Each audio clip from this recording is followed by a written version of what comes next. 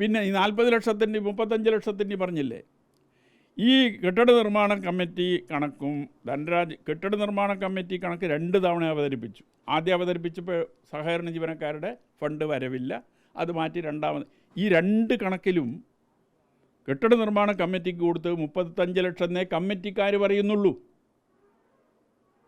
ധനരാജ് ഫണ്ടിൻ്റെ കണക്ക് അവതരിപ്പിച്ചപ്പോൾ കെട്ടിട നിർമ്മാണ കമ്മിറ്റിക്ക് 35 ലക്ഷം കൊടുത്തു എന്നേ അതിൻ്റെ ഉത്തരവാദപ്പെട്ട ആളുകൾ കണക്കിൽ പറയുന്നുള്ളൂ.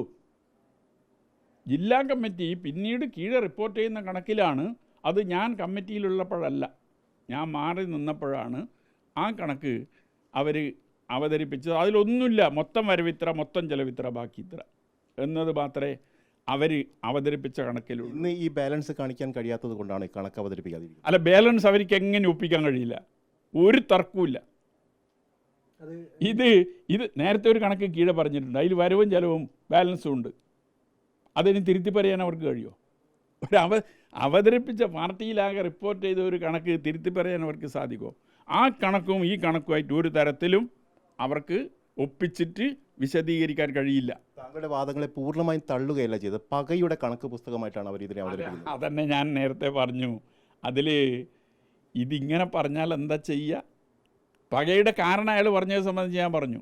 ടി എ മധുസൂദനൻ നിങ്ങളെ ചാനലിൽ നൽകിയ കോഫി വിത്ത് അരുൺകുമാർ പരിപാടിയിൽ പറഞ്ഞത് ഗ്രാറ്റുവിറ്റി എന്തോ ഞാൻ ആവശ്യപ്പെട്ട് കൊടുത്തില്ല.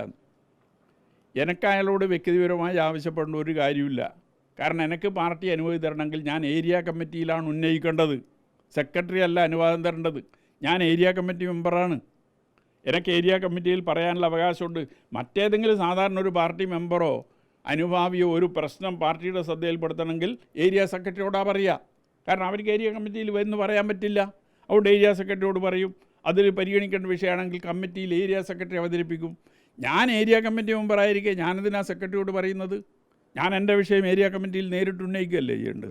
പുസ്തകത്തിൽ നിന്നൊരു ഭാഗം, അന്ന് പാർട്ടി സെക്രട്ടറി ആയിരുന്ന കോടിയേരിയോട് ഇത് കാണാൻ പലകുറി പോകുന്നു.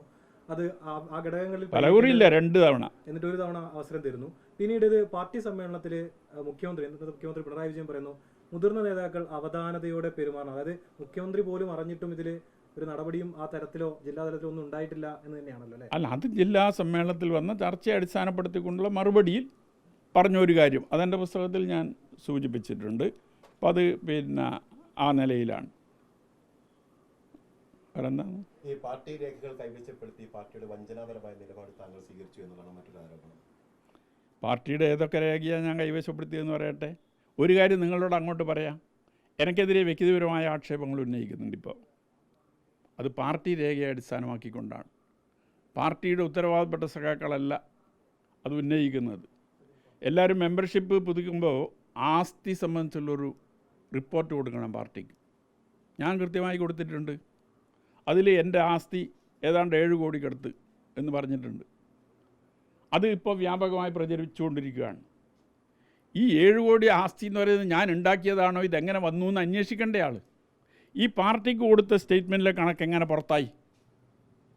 പാർട്ടിക്ക് കൊടുത്ത ആസ്തി സ്റ്റേറ്റ്മെൻറ്റിലെ കണക്ക് എങ്ങനെ പുറത്തായി? അത് കെ കെ രാഗേഷ് വിശദീകരിക്കണം. എന്നിട്ട് ഞാൻ ഏതൊക്കെ രേഖ എടുത്തിട്ടുണ്ടെന്ന് പറഞ്ഞാൽ ഞാനതിന് വിശദീകരണം നൽകാം. അപ്പോൾ ഈ ആസ്തി കുടുംബപരമായി എനക്കും ഭാര്യയ്ക്കും ലഭിച്ചിട്ടുള്ളതാണ്. ഭാര്യയ്ക്ക് ഏതാണ്ട് ഒരു 3-4 ഏക്കർ ഭൂമിയുണ്ട് കുടുംബപരമായി ലഭിച്ചത്. എനിക്ക് 1 ഏക്കർ ഭൂമിയുണ്ട് കുടുംബപരമായി ലഭിച്ചത്. ഈ 4 ഏക്കർ ഭൂമി 4.5 ഏക്കർ ഭൂമിൻ്റെ അടുത്ത് വരുമ്പോൾ അതിന് വില കണക്കാക്കുന്നത് ഞാനാണ്, വിൽക്കാനുള്ള വിലയല്ലല്ലോ. അതിന് വില കണക്കാക്കുന്നത് ഞാൻ. സ്വാഭാവികമായിട്ടും എൻ്റെ ആസ്തി സ്റ്റേറ്റ്മെൻറ്റിൽ അതിന് ഇത്ര വില ഞാൻ കാണുന്നു എന്ന രീതിയിൽ ഞാൻ സ്റ്റേറ്റ്മെൻറ്റ് കൊടുക്കുകയാണ്. അത് ഇപ്പോൾ വ്യാപകമായി നവമാധ്യമങ്ങളിൽ പ്രചരിക്കുകയാണ്. പാർട്ടിക്ക് ഉത്തമ വിശ്വാസത്തോടു കൂടി കൊടുത്ത ഒരു രേഖ എങ്ങനെ ഈ നവമാധ്യമങ്ങളിൽ കൂടി പ്രചരിപ്പിക്കപ്പെട്ടു എന്നത് നേതൃത്വം വിശദീകരിക്കണം. മാത്രമല്ല, ആർക്കെങ്കിലും സത്യസന്ധമായി കാര്യങ്ങൾ പാർട്ടിയെ ബോധ്യപ്പെടുത്താൻ ഭാവിയിൽ സാധിക്കുമോ? സാധിച്ചാൽ അവർക്കുള്ള അനുഭവം ഇതായിരിക്കൂലേ. ഇതിൽ താങ്കൾ കൊടുത്ത മൊഴിയടക്കമുള്ള കമ്മീഷനുമായി ബന്ധപ്പെട്ട കാര്യങ്ങൾ, കണക്കുകൾ, പല കണക്കുകൾ ഇതെല്ലാം പുറത്തുവിടുന്നത് താങ്കൾ മുഖേനയാണ്. പല കണക്കുകളും കള്ളമാണെന്നാണ് ജില്ലാ സെക്രട്ടറി പല ചോദ്യങ്ങൾക്ക് ഉത്തരം പറയുന്നത്. നിങ്ങളുടെ മാത്രം കണക്കാണ്, ഭാവനാവിലാസമാണല്ലോ. നേരത്തെ ഏഷ്യാനെറ്റിന് വാർത്ത ചോർത്തി കൊടുത്തത് ഞാനാണ് ഇപ്പോൾ അവർ കണ്ടെത്തിയിട്ടുണ്ട്. ഞാൻ ഈ അടുത്ത കാലം വരെ ഒരു മാധ്യമത്തിനും ഒരു വാർത്തയും ചോർത്തി കൊടുക്കാൻ തയ്യാറായിട്ടില്ല. അത് വേറെ കാര്യം. അവർ എൻ്റെ പേരിൽ ആരോപിക്കപ്പെടുകയാണ്, അത് പിന്നെ സമർത്ഥിക്കുകയാണ്. അതുപോലെ പിന്നെ ചെയ്യട്ടെ, അതിലൊന്നും എനിക്ക് വിഷയമില്ല. പിന്നെ കണക്ക് സംബന്ധിച്ച് കൃത്യമായി പരിശോധിച്ച് കണ്ടെത്തിയ കണക്കുകളാണ്. ഓരോ തവണയും ഓരോ കണക്കൊന്നും ഞാൻ ഉന്നയിച്ചിട്ടില്ല. എല്ലാ തവണ ഉന്നയിച്ചത് ഒരേ കണക്ക് തന്നെയാണ്.